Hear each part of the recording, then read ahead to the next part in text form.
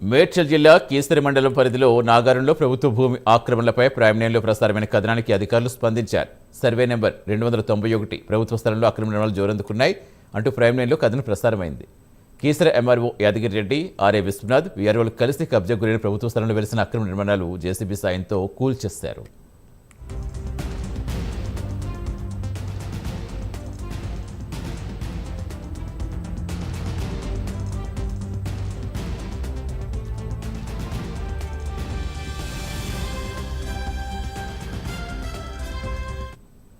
Government land ఉంది. కాకపోతే దాంట్లో ఒక 2 ఎకరాలు మాత్రం పాత ఎంఆర్ఓ నాగరాజు గారు ఫెన్సింగ్ వేసి ఈ గవర్నమెంట్కు యాజ్ ఎంఆర్ఓగా గవర్నమెంట్కు హ్యాండ్ ఓవర్ చేయడం జరిగింది.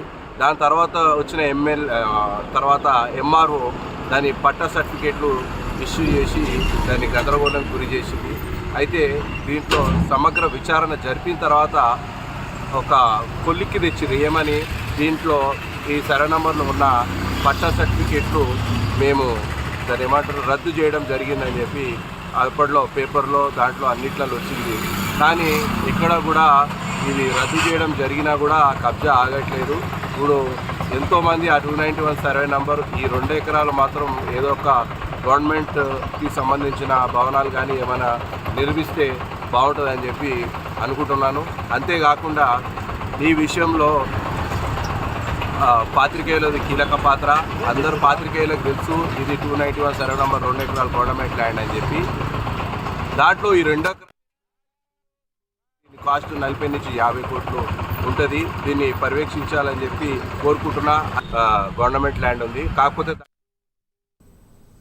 పల్నాడు జిల్లా దాచేపల్లి మండలం తంగిడి వద్ద కృష్ణానది కాలుష్యంపై ప్రైమ్ లైన్లో ప్రసారమైన కథనానికి pollution control board regional officer Nazeena Begum పరిశీలించారు. కృష్ణానదిలో కెమికల్స్తో కాలుష్యం ఏర్పడిందని బేగం తెలిపారు.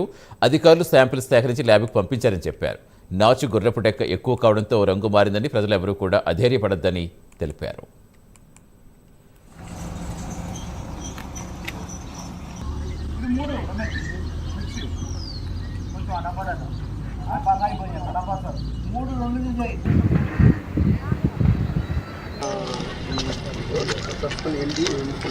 వచ్చింది వాటర్ తగ్గి ఈ 2 నెలల్లో ఆ కార్ కానీ